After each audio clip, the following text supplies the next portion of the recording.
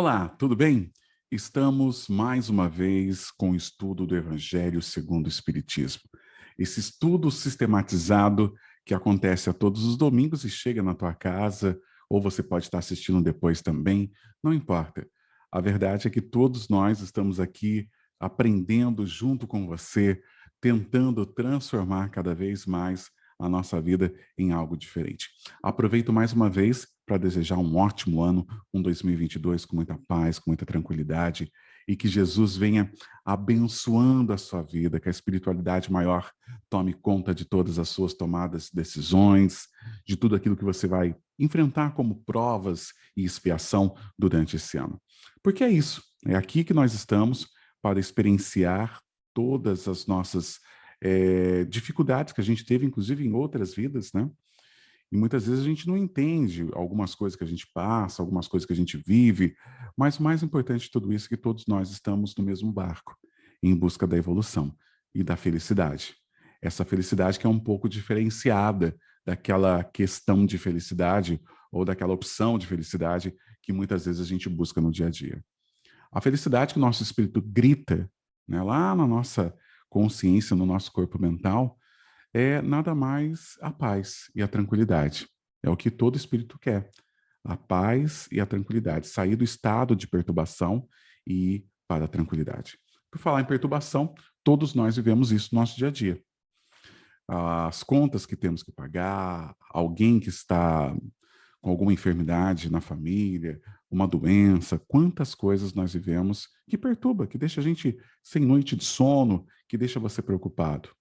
Mas todos nós estamos caminhando para uma evolução para a gente ter uma estadia melhor, em um lugar melhor e viver em paz, em tranquilidade. E o mais legal de tudo isso, viver próximo do hálito de Deus. Partimos dessa inteligência suprema que é Deus, todos nós saímos daí e vamos voltar para essa inteligência mais perto dessa inteligência suprema. Então, fica aí um meu abraço para você e que você consiga cada vez mais superar todos os seus desafios desse 2022, né? E estamos aí no segundo mês, né, do ano e na certeza de que muitas coisas vão ser diferentes. Por quê? Porque você carrega sempre a experiência. E às vezes a gente esquece disso, né? As nossas tomadas de decisões, aquilo que a gente decide para a nossa vida, é baseado no quê? Nas nossas experiências. Naquilo que nós temos de experiência e carregamos o quê? De coisas que vivemos, de sentimentos, de situações que passamos. Isso soma uma consciência inovadora para o dia a dia. Boa parte das nossas decisões são baseadas nessas experiências que tivemos ao longo da nossa existência. Contudo, isso significa que você sempre vai tomar uma decisão fortificado e melhor. Por quê? Porque a cada dia você está aí com uma bagagem diferenciada. O nosso evangelho de hoje, começamos o nosso evangelho de hoje, vou compartilhar a tela com vocês a partir de agora, para a gente começar a fazer as nossas reflexões. Então vamos lá. Compartilhando tela, para a gente poder fazer uma reflexão bem legal do nosso evangelho. Deixa eu colocar aqui já para ficar uma visão boa para todos, né? Vamos lá. O evangelho de hoje, nós encerramos então o capítulo 4, né? E agora nós estamos entrando no capítulo 5, tá? Bem-aventurados os aflitos.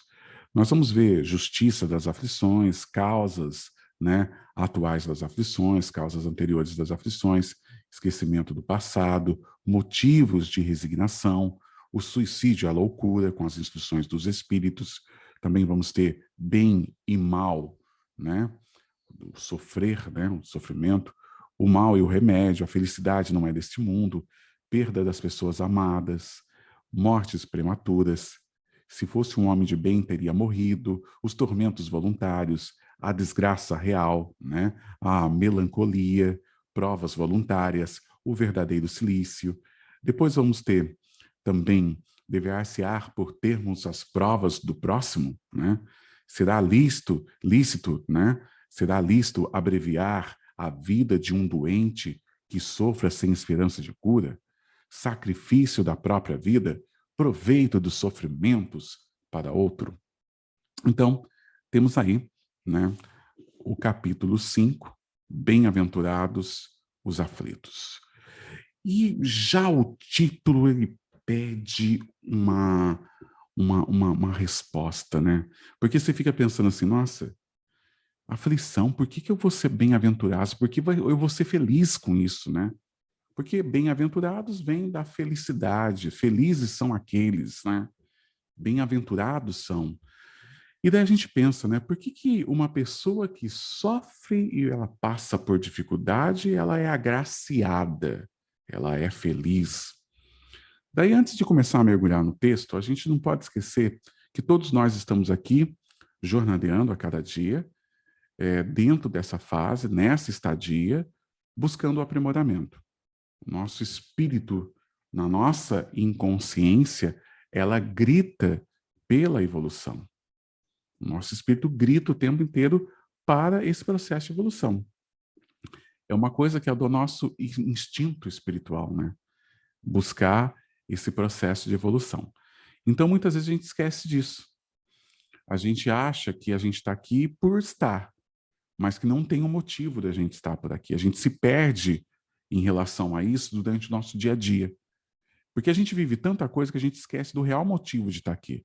Você acorda de manhã, você tem que trabalhar, você tem que sair correndo, você tem que dar comida para o seu filho, levar filho para a escola, tem conta para pagar, tem que se manter. É um universo que a gente tem que tomar conta.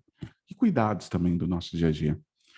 E isso gera um movimento muito acelerado na nossa vida que a gente desconecta com a gente mesmo. Você perde a sua autoconexão. E você não consegue mais se ver no sentido, né? Não consegue mais se ver no que você está fazendo, o que eu estou fazendo. Eu só trabalho, o meu objetivo é viver, pagar as contas e tá bom. Não, é muito mais além disso. Seu objetivo é você dar certo nas suas escolhas, nas suas tomadas de decisões, fazer novas provas para você alcançar um degrau diferente na sua vida, na sua jornada, espiar aquilo que não deu certo e tentar, dessa vez, fazer com que dê certo, para você não vivenciar mais em nenhuma outra vida. Esse é o princípio básico, né, da nossa existência. E o interessante é que esse texto ele traz as bem-aventuranças, lá de Mateus, né, capítulo 5, ele traz de uma forma espetacular, porque ele já abre chamando a atenção por um sofrimento mais denso, né? Que ele diz, bem-aventurados que choram, pois que serão consolados. Bem-aventurados famintos, tá? E os sequiosos de justiças, pois serão saciados. Bem-aventurados os que sofrem, né? Perseguição pela justiça, pois que é deles o reino do céu. Vamos lá. Quando nós olhamos a palavra sofrimento, nós temos a questão do choro. O que é o choro? Bem-aventurados os que choram, porque serão consolados. São aqueles que realmente estão sofrendo. Mas daí você fala assim, mas por que quem está sofrendo, ele vai ser consolado? Não tem como ele não sofrer? Vamos lá. A gente já vai abrir com o eixo central da discussão de hoje, que é o sofrimento. O sofrimento, ele é baseado no quê? É baseado numa continuidade da nossa existência como espírito, não na nossa existência carnal apenas. Muitas coisas que nós sofremos no nosso dia a dia é causa não dessa vida, mas de uma vida passada, de algo que você fez e que você não deu certo, de uma prova que você repetiu e que você, de repente, precisa passar por ela de novo. Então, nós também não podemos ter a ingenuidade de acreditar que o sofrimento é uma coisa que é a parte da minha vida, a parte ao meu espírito. Não, ele, pelo contrário, ele é algo que está incorporado dentro da raiz do seu espírito. Por quê? Porque você está sofrendo mediante a algo que dentro do seu livre-arbítrio você é responsável. Isso é ter uma maturidade um pouco diferente. Aí está a justiça de Deus. Porque é aquilo que nós falamos. É a mesma coisa de você estar no terceiro ano do ensino médio e você vai para a faculdade. Eu falo, não, você não pode ir para a faculdade. Ah, por que eu não posso? Eu me preparei, eu estudei, eu quero ir para uma próxima etapa. Não, você não vai para uma próxima etapa. Você vai parar por aqui porque você reprovou. Não. Daí na pedagogia nós percebemos que sempre temos a oportunidade de continuar, de fazer uma prova nova, de tentar fazer uma ADP que não deu certo e você mudar de grau. Por que na vida espiritual deveria ser ao contrário? Por que a gente só vai viver uma experiência e pronto, acabou, parabéns, deu certo. Não deu, vai ficar aqui para sempre. Aonde está a justiça divina? Então, o nosso sofrimento, as nossas aflições que passamos é um processo de aprendizado que está pautado no respeito pela justiça divina. E isso é uma consciência que todos nós devemos ter em relação àquilo que a gente vive. Isso torna até mais suave a nossa cruz, mais leve o nosso jugo. Por quê? Porque a gente percebe que é um processo de aprendizado, né? É um processo de aprendizado. E isso, muitas vezes, a gente começa a tentar achar culpados pelo aquilo que nós estamos vivendo. Boa parte do que nós vivemos hoje são traçadas aqui também. Alguma coisa que eu fiz, que eu poderia ter seguido um caminho diferente, eu não segui, e hoje eu estou numa situação porque eu não aproveitei uma oportunidade de melhoramento, uma oportunidade de ter um pouco mais de luz. E agora eu tenho que vivenciar um processo de aprendizado para que eu reconheça onde está a luz, aonde está realmente a minha busca. Então, bem-aventurados os que choram. Quem são esses que choram? São pessoas e espíritos que estão aqui nessa jornada e que, de uma certa forma, eles estão tentando acertar. Essa é uma visão mais ampla, mais plena, né? E por que serão consolados? Porque eles estão dentro da lei divina. Não é legal isso? Quando a gente vê aqui no texto que eles serão consolados, porque eles estão em respeito à lei divina. Eles estão sofrendo para o aburilamento e para o crescimento espiritual.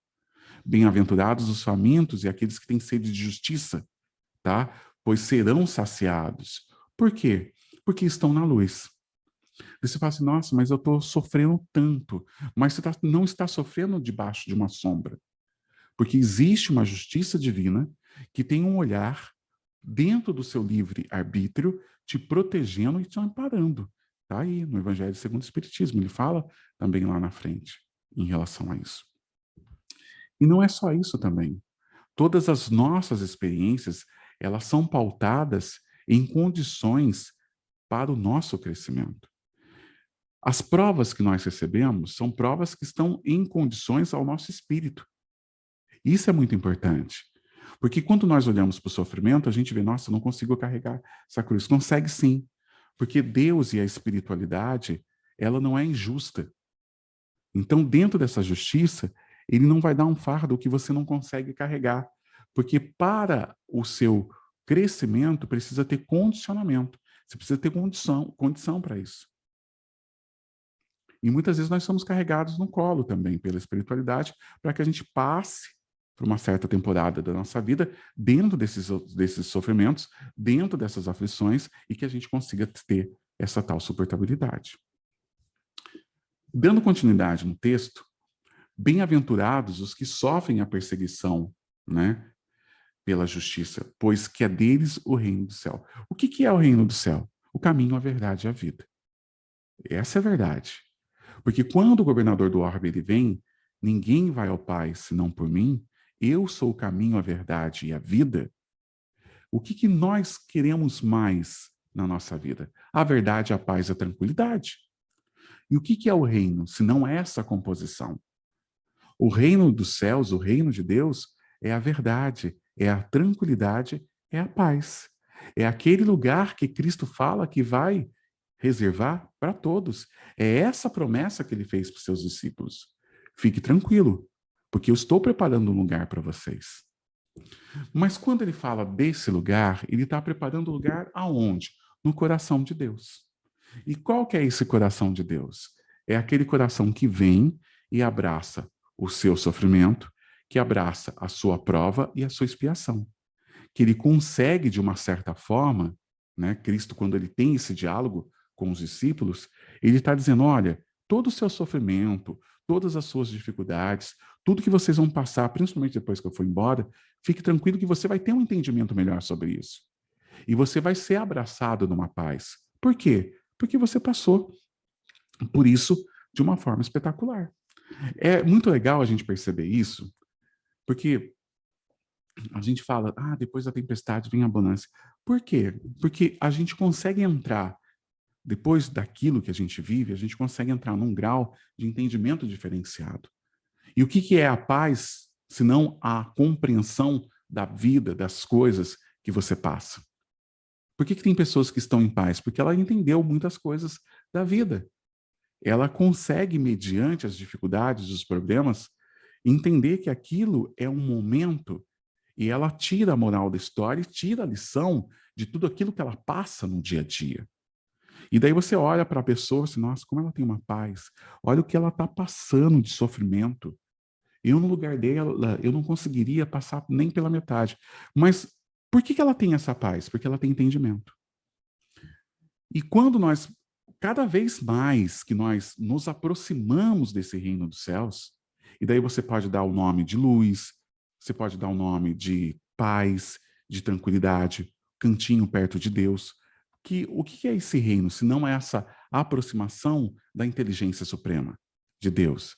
Quanto mais nós nos aproximamos desse reino, mais entendimento nós temos sobre a nossa existência como espírito.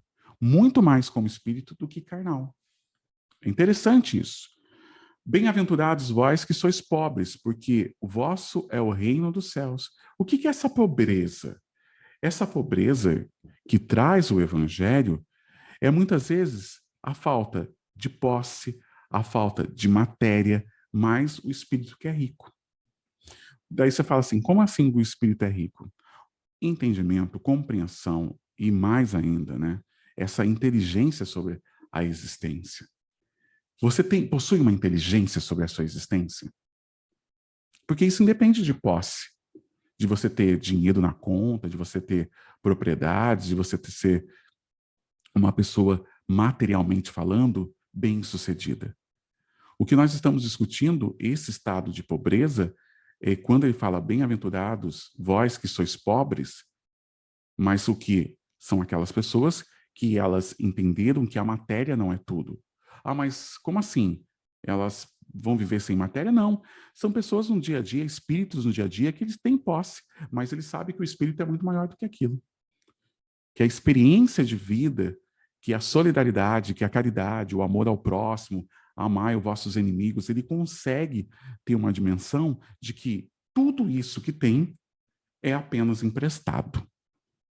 Então ele vê esse estado de pobreza, mas ele tem uma promessa maior. Uma promessa maior. Esse é um entendimento. Outro entendimento que nós podemos ter são as pessoas que sofrem mesmo, que são pobres, que são miseráveis, que não têm nada, mas que de uma certa forma o espírito é cuidado. Essa é uma promessa divina. Não vai ficar ninguém para trás. O que tem fome, o que tem uma enfermidade, todos serão acolhidos. Bem-aventurados vós que agora tendes fome, porque sereis saciados. E qual que é essa fome? Pode ser a fome material? Pode. Mas e a fome espiritual? Aquela fome que nos agarra durante alguns episódios da nossa vida, alguns momentos, que você não sabe quem você é, que você fica perguntando por que eu estou aqui, para onde eu vou, como tudo isso termina. Isso é uma fome. Uma fome que muitas pessoas da humanidade, muitos espíritos agora encarnados, eles estão perguntando. E principalmente nesse mundo acelerado, vem a seguinte pergunta: quem sou eu? Isso é uma fome. Uma forma de você não entender algumas coisas que você vive e você está buscando. Mas você vai ser saciado, porque nós temos a promessa também do Consolador prometido, que veio esclarecer todas essas coisas. Ditosos, felizes, né? Serei vós que agora chorais, porque no futuro você vai rir. Então, Lucas, ele traz nesse versículo uma compreensão um pouco diferenciada, porque ele traz o real estado de pobreza, tá? Mas quando a gente pensa em pobreza nesse sentido, a gente pensa também que quando você está nesse estado, você quer algo maior. Você quer buscar algo. A fome que nós temos pela justiça, pela paz, pelo amor, é sinal que o nosso espírito já está entendendo que existe um propósito maior. Quantas coisas você acompanha pela TV, pela mídia, pela internet, pelo Insta, pelo Face, pelo YouTube, por vários canais midiáticos e você não aceita? Meu Deus, não pode estar acontecendo isso. Como que tal pessoa faz isso? Como que tal espírito faz isso? Tudo bem, respeitando que cada um está no seu tempo, que cada espírito tem o seu tempo. Ótimo. Mas não podemos esquecer que você está buscando. Isso é interessante. Porque se você faz esse questionamento, é sinal que você já está num estado diferente. Você não aceita isso. E se você não aceita isso, porque você quer algo maior e melhor para toda a humanidade. Essa é a fome também. Essa fome que vem alastrando, né? Que fica assim, avassalando os nossos corações, porque na calada da noite, quando você está lá nos feeds, olhando muita coisa que está acontecendo no mundo, você fica até triste, você compadece, você quer algo melhor, porque você tem essa fome, né? Desse reino, a fome dessa paz, dessa felicidade. Mas ai de vós, ricos, que tendes no mundo a vossa consolação, ai de vós, que estáis saciados, porque tereis fomes, ai de vós, que agora rides, porque sereis constrangidos a gemer e chorar. Isso é o quê? A ingratidão. É quando nós nos deparamos nas condições que temos de ajudar o próximo, nas condições de termos, não estou falando materialmente somente, mas na condição de levar uma palavra amiga, de levar um ombro numa calada da noite para alguém que precisa, de uma orientação. E às vezes nós somos ricos. Às vezes nós temos uma paz, a gente está em paz numa semana. Às vezes você está bem, você está na alegria naquela semana. Por que não tentar fazer alguém feliz também, ou tentar trazer um pouco de alegria para o próximo? É interessante isso quando a gente pensa, né, nessa situação, porque muitas vezes a gente esquece do outro, né? Esquecemos de consolar o outro, esquecemos de preparar o outro para algo. E se você está saciado hoje, é sinal que você teve mérito para isso também. Não podemos esquecer disso. Você é merecedor, você é um depositário. Se a sua situação está melhor, é porque, além do mérito, é uma missão também. Aquele que tem, ele tem uma missão. Além de zelar pelo que tem, ajudar aquele que não tem. Então, não é um mundo exclusivamente egoísta e exclusivamente, não, eu já consegui a minha estabilidade emocional, eu já consegui a minha estabilidade financeira, eu já estou em paz, eu já encontrei a minha filosofia de vida, a minha religião, agora eu vou seguir minha vida. Mas e aqueles que estão para trás? E a famosa lei divina da solidariedade, que todos nós temos que ter um com o outro, de pegar e ir levando, empurrando todos juntos para chegarmos juntos, né? A verdadeira caridade. Então, isso também é, de uma certa forma, não numa cobrança de Deus, mas quando você ampliar sua consciência, você vai cobrar isso, céu. O seu próprio espírito vai cobrar isso dele mesmo. Nossa, eu tive condição de ajudar. Eu pude ajudar. E por que não ajudei? E não vai ser uma dívida sua com a espiritualidade, mas uma dívida sua com você mesmo, com a sua consciência. E isso vai te perturbar. Isso vai te perturbar. Por isso que nós vemos espíritos missionários tentando fazer o bem cada vez mais, porque ele quer ter a consciência plena, livre, dentro dessa liberdade de que ele contribuiu. Dando sequência para o item 3, tá? E depois eu vou parar, que eu quero ir para um texto que eu separei para a gente sobre essa questão da aflição. E daí, nós temos aqui no item 3, justiça das aflições. Somente na vida futura podem efetivar-se as compensações, né, que Jesus promete os aflitos da terra. Por que isso? Ora, o que é, então, né, as compensações? É paz, tranquilidade, viver melhor. Se nós estamos numa escala evolutiva, eu estou, então, dentro de um processo de aprendizado de mudança. À medida que eu vou aprendendo as coisas, eu vou galgando no futuro, principalmente em outras vidas, coisas melhores. Essa é a promessa. Jesus fala, você está aprendendo agora, você está lutando, você está enfrentando os seus autossabotadores, você está enfrentando uma série de coisas agora, fique tranquilo, porque isso vai melhorar tanto o seu espírito que você vai viver coisa melhor lá na frente. Sem a certeza do futuro, essas máximas seriam um contrassenso, mais ainda, seriam um engodo, ou seja, uma grande mentira. Ué, se eu estou me arrebentando agora, e vem um espírito evoluído e diz, olha, vai dar tudo certo e você vai ficar bem, então tem que ter algo lá na frente. Sim, é necessário ter algo lá na frente. As nossas vidas, as nossas próximas experiências, essas são as garantias de algo melhor. Por isso que pensar no hoje é importante. Porque o que você vai levar lá para frente, o que você vai condicionar lá na frente, é o que você está plantando hoje. O passado é o que Emmanuel fala, o passado serve de reflexão, o presente de produção para o futuro. E não pensar no futuro vai fazer alguma coisa. Pensar no futuro serve apenas para quê? Para você saber onde você quer chegar.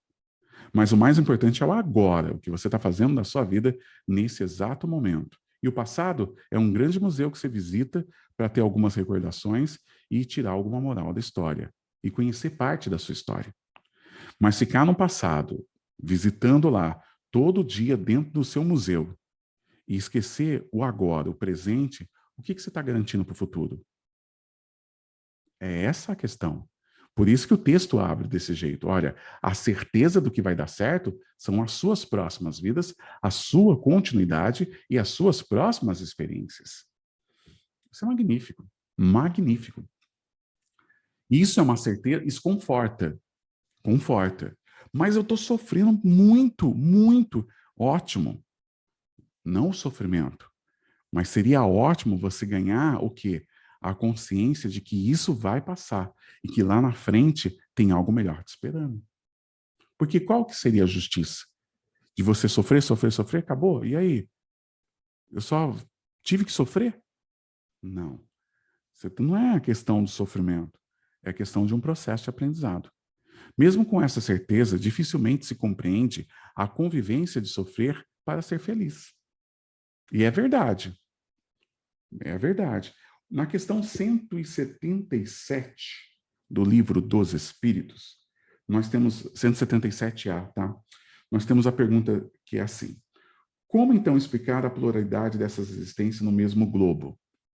Aí você fala assim, nossa, mas por que tanta existência, né? No mesmo globo? O espírito pode aí se encontrar a cada vez mais em posições bem diferentes, que são para ele outras ocasiões de adquirir experiência.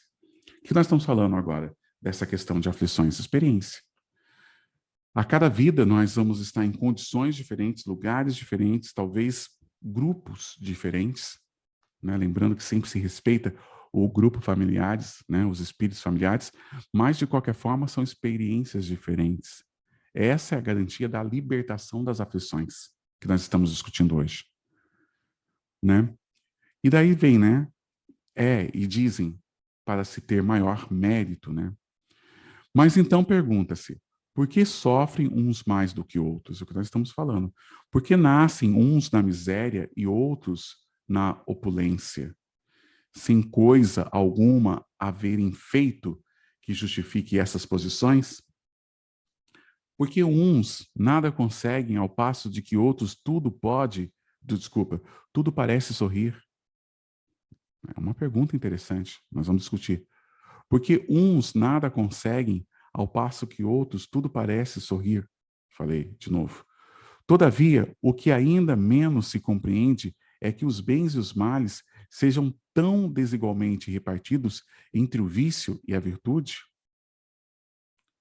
Vamos falar um pouco sobre isso também. E daí vem, e que os homens virtuosos sofram ao lado de que os maus prosperam. É muito doido quando a gente pensa nisso. Essa é a verdade. A gente fica louco se a gente pensar afinco nisso mesmo.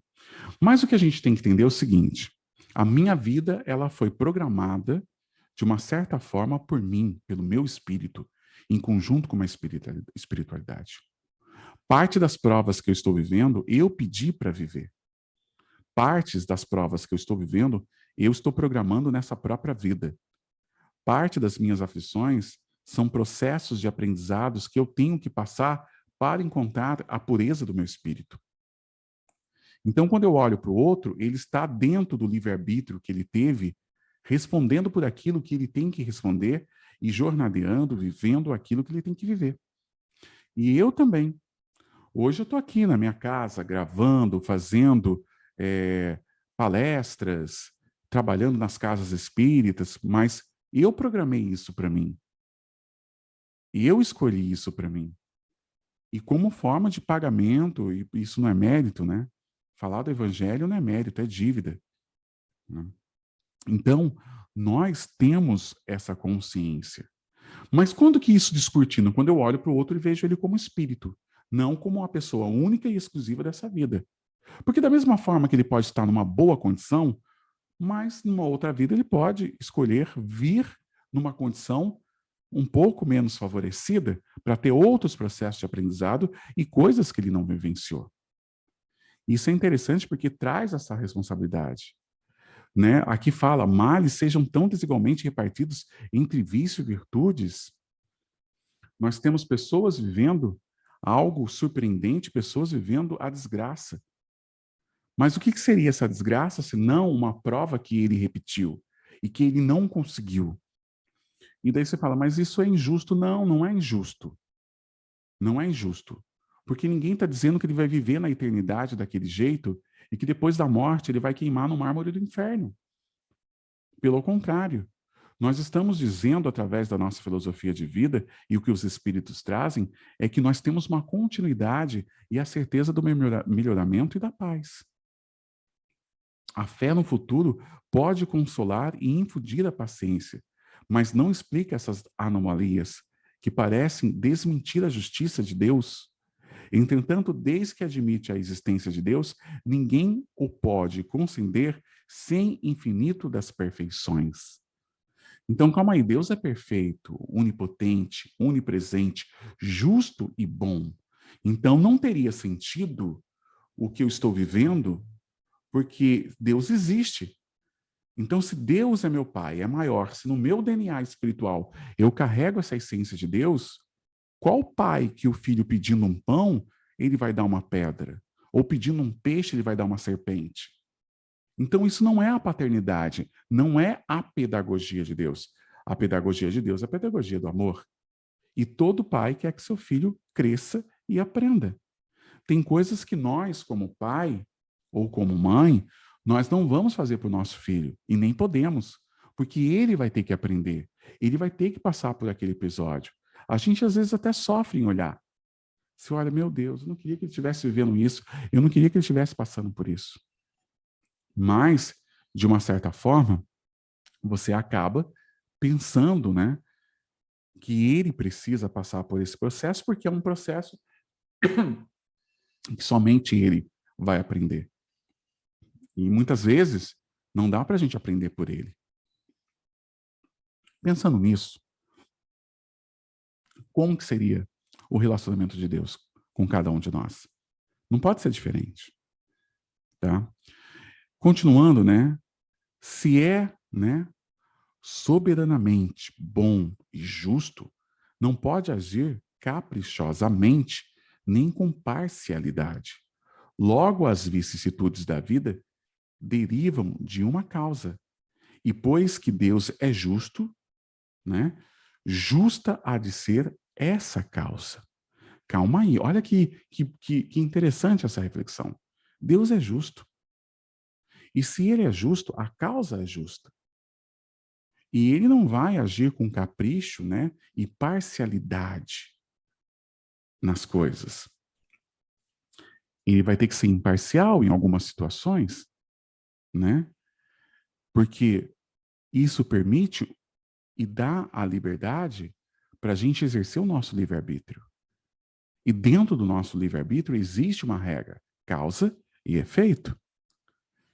Então, boa parte das nossas aflições, elas estão pautadas dentro de causas.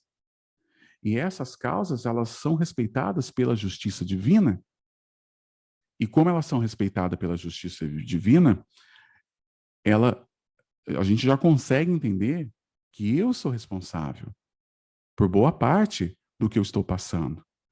Mas eu preciso aprender para me libertar. Quando que eu saio disso? Quando eu aprendo, quando eu entendo a história e quando eu dou um sentido diferente para ela. E daí eu sigo o caminho. Isso, né, continuando, isso de que cada um deve bem compenetrar-se por meio dos ensinos de Jesus, Deus pôs os homens na direção dessa causa. E é interessante isso, que o que nos chama a nossa causa? E o que é a causa? Aquilo que eu preciso produzir para dar certo a minha existência. Então, ele vai tirar a causa? Se ele tirar a causa de cada um de nós, qual que é o sentido da existência? Viver por viver, sem aprender, sem espiar e nada levar nesse contexto de aprendizado? Isso é interessante a gente pensar nisso. Pensar que existe, sim, um sentido para as coisas que nós estamos vivendo. E Deus não pode tirar essa causa. Porque se ele tirar essa causa, ele não é justo e não é bom. Porque ser bom e justo é permitir a gente aprender. Se ele tira a causa, você não aprende. Então você vai ser o quê? Um grande vazio? Um espírito inexperiente? Que mérito que tem de chegar próximo àqueles que galgaram experiências, que sofreram, que vivenciaram a dor e fizeram da dor um processo de aprendizado? Que fizeram da dor um ato de libertação, um entendimento. Eu entendi, dor, o que você quis me dizer. Então é esse mérito que nós temos que ter. Deus pôs os homens na direção dessa causa e hoje, julgando-os suficientemente maduros para compreendê-las. Não somos mais aqueles espíritos primitivos, como diz o livro dos Espíritos, na infância. Nós não estamos nessa infância. Conhecemos o amor, conhecemos a bondade, conhecemos a pluralidade dos mundos, conhecemos a imortalidade da alma, conhecemos a lei da reencarnação.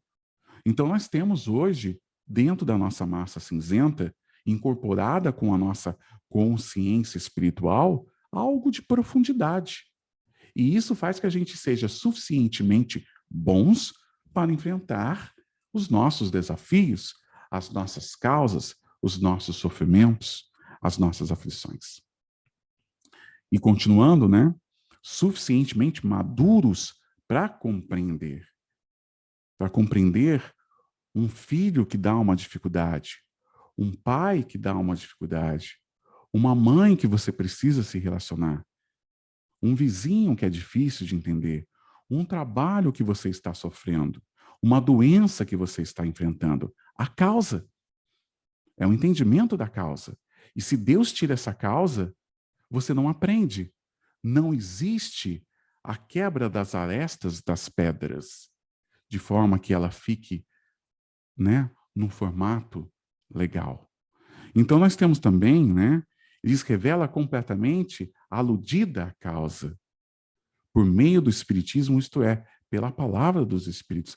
E a gente tem os testemunhos dos espíritos o tempo inteiro trazendo para cada um de nós, né, essas experiências, essas formas da gente ver, né, a nossa vida, as nossas experiências, tudo aquilo que nós estamos vivendo.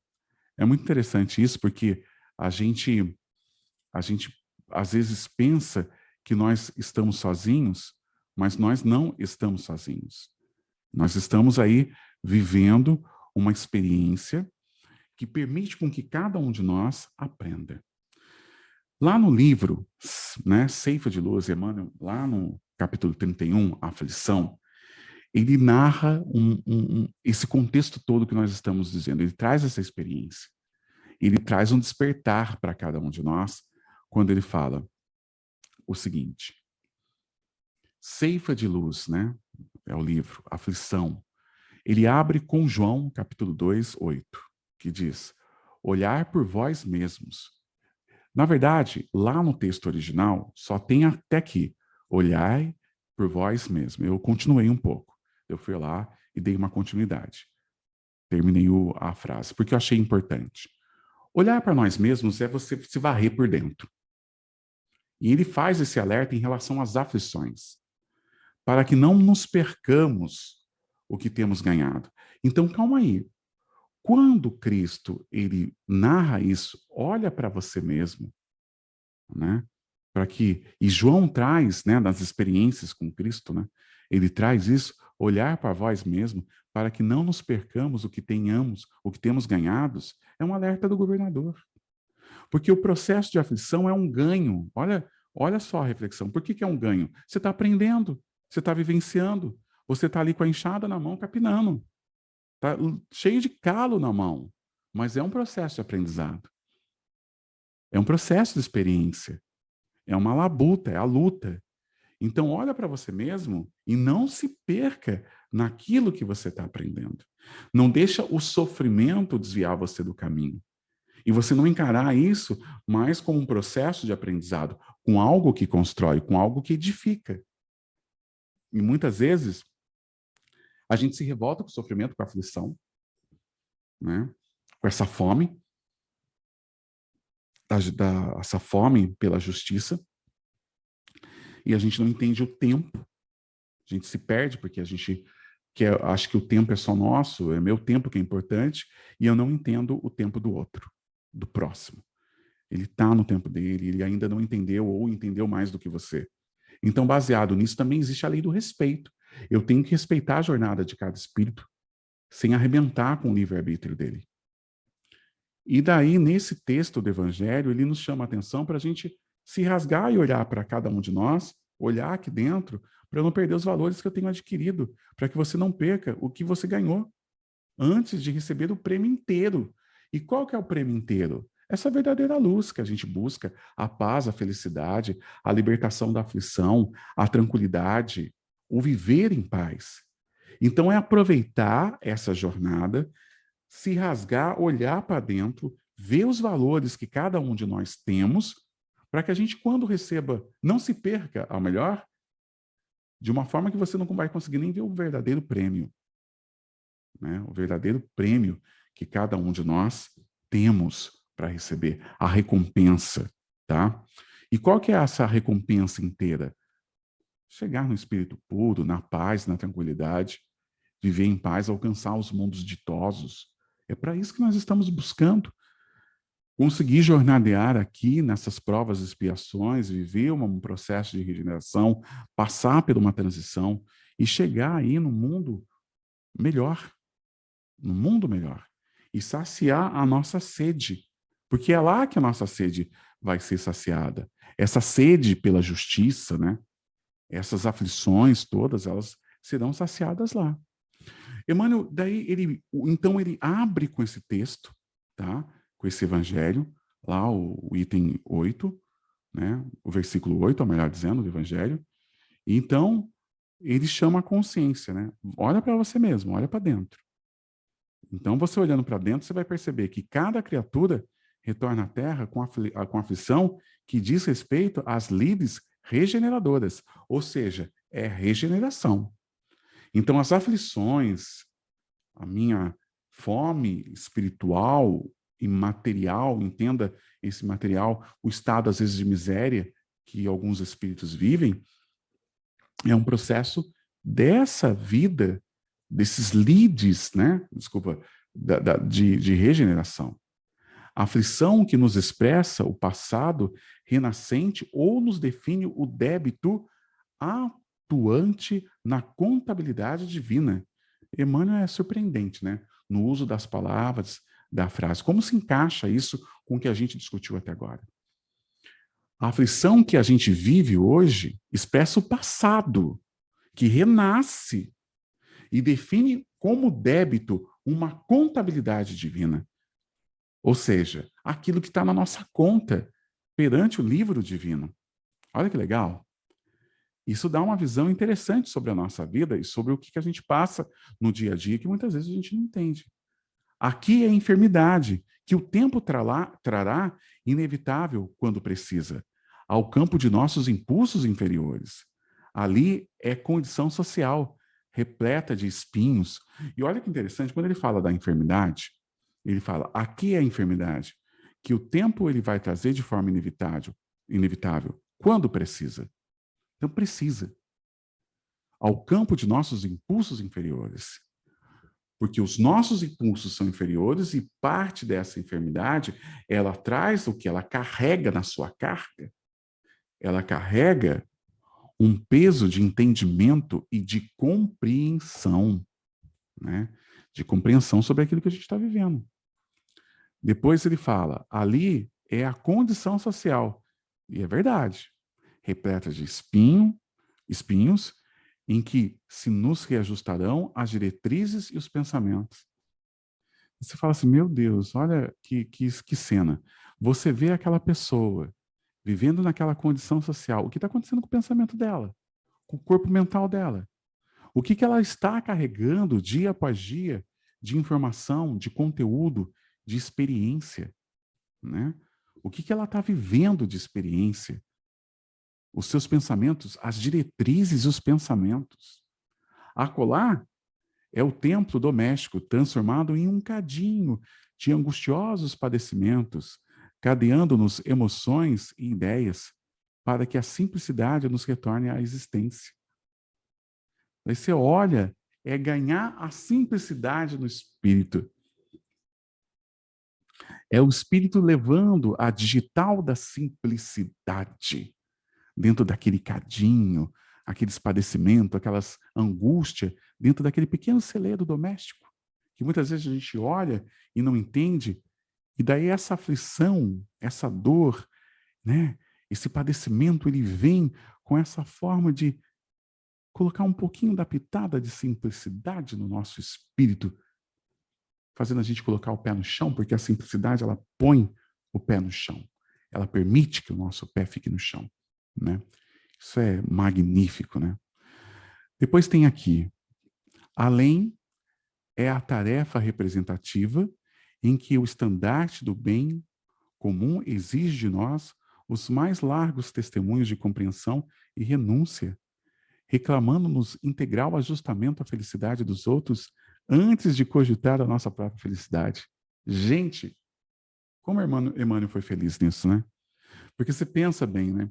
Quantas vezes nós temos que renunciar a coisas que queremos, coisas que desejamos, que vai nos deixar alegres naquele momento, para a gente poder dar para o próximo. Isso é um processo de doação, de solidariedade, é caridade. Então, vem essa tarefa que representa, né, o estandarte do bem comum. Que estandarte, né, mais magnífico seria esse, de que você olhar para o próximo e ver, é para você, depois para mim. Eu pensar, a empatia, que se discute tanto hoje, a empatia. Então, daí a gente vê, exige de nós os mais largos testemunhos de compreensão e renúncia, compreender o outro, sentir o outro, renunciar muitas coisas, reclamando o nosso ajustamento à felicidade dos outros antes de cogitar a nossa. E o que seria isso, senão um grande processo de aprendizado? Para o nosso espírito, para a nossa vida, um processo de doação. E interessante que quando, Emmanuel tem uma frase que ele diz, quando construímos a felicidade do outro, é a nossa ponte para a chegada da nossa real felicidade. Então, muitas vezes você está construindo uma felicidade, melhorando os ambientes que você frequenta, trazendo alegria para as pessoas, tentando colocar ali um pouquinho de gotas de paz, aliviando o sofrimento dentro das suas condições, é a ponte para a sua felicidade, para a sua felicidade. Em toda parte encontra a criatura a aflição quando vista por ensinamento bendito, propondo-lhe as mais belas conquistas espirituais para a esfera superior. E é verdade, em toda parte a gente encontra uma criatura, né, a aflição, quando vista por ensinamento bendito, propondo as mais belas conquistas espirituais para a esfera superior, sendo representado dessa forma.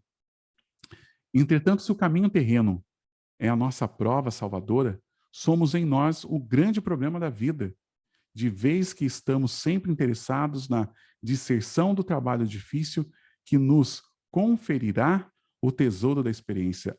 Ou seja, eu quero a facilidade, eu quero a tranquilidade, né? Esse é o problema da vida. Somos em nós o grande problema da vida, porque queremos, né, eliminar os trabalhos difíceis que vão nos trazer o tesouro espiritual. Transfugas, né, do dever, nas menores modalidades, achamos-nos sempre à caça de consolação e reconforto, disputando escusas e moratórias, com que apenas adiamos indefinidamente a execução dos serviços indispensáveis à restauração de nós mesmos. Só estamos adiando. Quando nós evitamos, excluímos lidar com certas situações, por questão até de conforto, para se manter na zona do conforto. E isso faz com que cada um de nós, sem perceber, cada um de nós, estamos apenas adiando uma prova.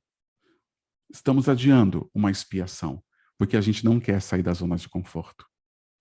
E isso atrapalha o quê? E quem? Somente você, somente eu. Quando a gente faz isso, a gente está evitando uma coisa que é inevitável, que é você passar por aquela experiência para ter o entendimento e conseguir. É o aluno pedindo para o professor: eu não quero fazer a prova. Não, mas todo mundo da sala vai fazer a prova. Eu não quero, eu acho ela difícil. Mas tudo bem, estuda, se prepara, faça a prova, que você vai conseguir uma nota e depois você vai para a próxima. E você vai ver o que você é capaz. Papo de aluno e professor. Esse é o papo da espiritualidade com a gente, quando a gente quer evitar alguma coisa que vai ser um processo de aprendizado e de enriquecimento para o nosso espírito. A restauração de nós mesmos. É o oleiro tentando fazer, dar forma ao vaso, e muitas vezes não quer.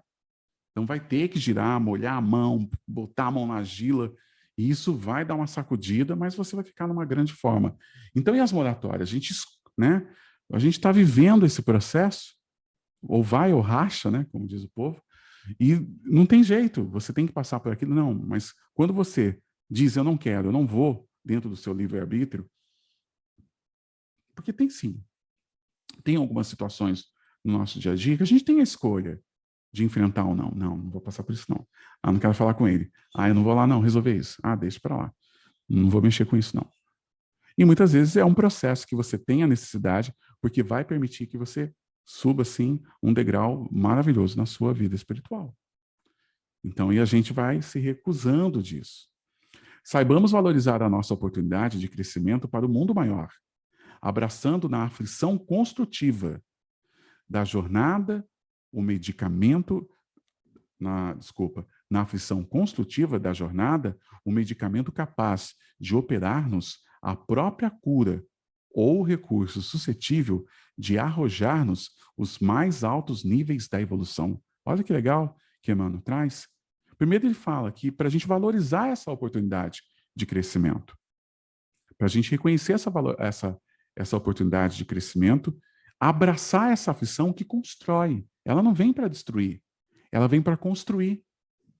Construir experiência, construir uma nova envergadura no seu espírito, uma expansão da sua consciência, um olhar, aumentar a luz do seu espírito. Porque quando você entende, a sua luz brilha. Eu entendi. Nossa, dá até um flash no seu perispírito. Porque você entendeu, você compreendeu. Agora você está em outro nível. Então é isso que Emmanuel está chamando a atenção. Abraçando na aflição construtiva da jornada o medicamento que é capaz de operar a própria cura. Porque é na aflição que tem um antídoto para a cura. É na dor que tem um antídoto para o alívio. É na falta, é na injustiça que tem a compreensão da justiça. Então você perceba que quando a gente vive, a gente não está vivendo só a doença. A gente recebe o medicamento. A gente recebe os comprimidinhos para você tomar, né? Aqueles que gostam de gotas, as gotinhas, que vão te ajudar. Então, quando a gente nega a experiência, a gente nega o remédio. Quando a gente nega a dor, a gente nega o remédio. A gente nega o alívio, a libertação disso. Então, saibamos valorizar a nossa oportunidade de crescimento para um mundo maior, abraçando na aflição construtiva da jornada o medicamento que é capaz de operar a própria cura ou recurso suscetível a arrojar para quê? Os mais altos níveis da evolução. A mais, né? Esse é onde a gente quer chegar, a luz, o alto nível da evolução. Não bastará sofrer. É preciso aproveitar o concurso da dor, convertendo em roteiro de luz. Olha que magnífico isso, que nós acabamos de falar. É aproveitar a dor, não ficar abraçado com ela para sempre. A dor, ela carrega uma moral, um conhecimento, uma informação. Se vai ficar com ela, vai, no tempo que você tem que ficar. Mas depois você tem que falar para ela, dor, já deu, bastou, agora eu vou seguir meu caminho. E entender e traduzir, né, fazer a tradução da dor para esse roteiro da luz. Não bastará apenas sofrer, não é apenas se entregar na dor e mergulhar nesse mar de sofrimento e entender que não, é ir se libertando disso. É preciso aproveitar o concurso da dor, convertendo em roteiro de luz. Colocados desse modo entre as provações que nos assinalam a senda de cada dia. É todo dia uma nova experiência, uma nova dor, um novo aprendizado, uma nova aflição. Usemos constantemente a chave do sacrifício próprio em favor da paz e da alegria. Em favor da paz e da alegria. Porque você começa a entrar num outro estado, né? Você começa a perceber que existem outras coisas que você está aprendendo. Da paz e da alegria que nos cercam. Porque somente diminuindo as provações alheias, aquelas que não te pertencem, é que conseguiremos converter as nossas em talentos de amor, as bem-aventuranças imperecíveis. As bem-aventuranças, as felicidades que não vão se dissolver, que não vão correr como ferrugem ou como a traça que arrebenta com o tecido. Então a gente percebe que quando a gente se concentra na nossa dor e deixa o outro viver a dor dele, dentro do tempo dele, com a espiritualidade que também está cuidando dele, e quando eu cuido das minhas aflições e não estou nas provações que não me pertencem, não estou entrando em caminho que não me pertence, eu vou conseguir converter os meus talentos de amor para bem-aventuranças que não vão destruir, para as felicidades, para a real felicidade que não vai acabar. Né? Então, o nosso evangelho de hoje é riquíssimo. Ele mostra qual que é o sentido dessa aflição, e nossos próximos amigos vão estar discutindo um pouco sobre isso também, de uma forma até mais precisa, mas hoje nós estamos descortinando o quê? O entendimento da nossa existência, o entendimento dessa vida, do que nós estamos passando. Né? Continuando, os espíritos podem encarnar corporalmente no mundo relativamente inferior àquele que já viveram? Essa é uma pergunta. E que está lá na 178. Sim, se for para cumprir uma missão e ajudar no progresso. Se for para cumprir uma missão e ajudar no progresso. Aceitam com alegria as dificuldades dessa existência, porque lhe oferecem um meio de avançar. Isso significa que nós vamos sempre avançar. E se nós, né, um dia, o nosso espírito tiver que ir para um mundo inferior, ele vai em missão. Porque nós não regredimos. Estamos avançando, você está avançando, eu estou avançando, todos nós, com as nossas experiências, com as nossas provas, com tudo aquilo que a gente vive. Então, vem aí hoje, né, nesse evangelho, ele vem descortinando aquela coisa, por que disso, por que eu estou passando isso? É ferramenta. Essa é a verdade. É a sua enxada, é seu martelo, é seu alicate, é a ferramenta que você precisa para fazer o seu trabalho. E ela vai trazer novas habilidades para você no seu dia a dia. Muito feliz em estar compartilhando o evangelho de hoje. Eu espero que você tenha uma semana abençoada. Não importa onde quer que você esteja, que a espiritualidade amiga te abençoe, te traga muita paz, muita alegria, muita força para você superar todas as suas provas, para você passar por todas as suas expiações. Que as suas aflições sejam pontes para a alta envergadura do seu espírito, para a real felicidade, né? Para a revelação do seu espírito mais alto. Que Jesus nos abençoe hoje sempre. Gratidão e até o próximo estudo do Evangelho segundo o Espiritismo. Ok? Aliás, né, esse Evangelho que nós estamos estudando, ele é um processo de aprendizado não só para você, mas para todos nós que estamos aqui produzindo, montando, se preparando, estudando. Todos nós estamos, assim, aprendendo muito com o Evangelho. Tá bom? Alegria, sorriso sempre, nada de tristeza e boa sorte, boa força também nesse ano para todos os nossos enfrentamentos. Até o próximo estudo do Evangelho e esse estudo sistematizado que com certeza nos ajuda e ajuda você também. Que Jesus nos abençoe hoje e sempre. Até a próxima, se Deus quiser.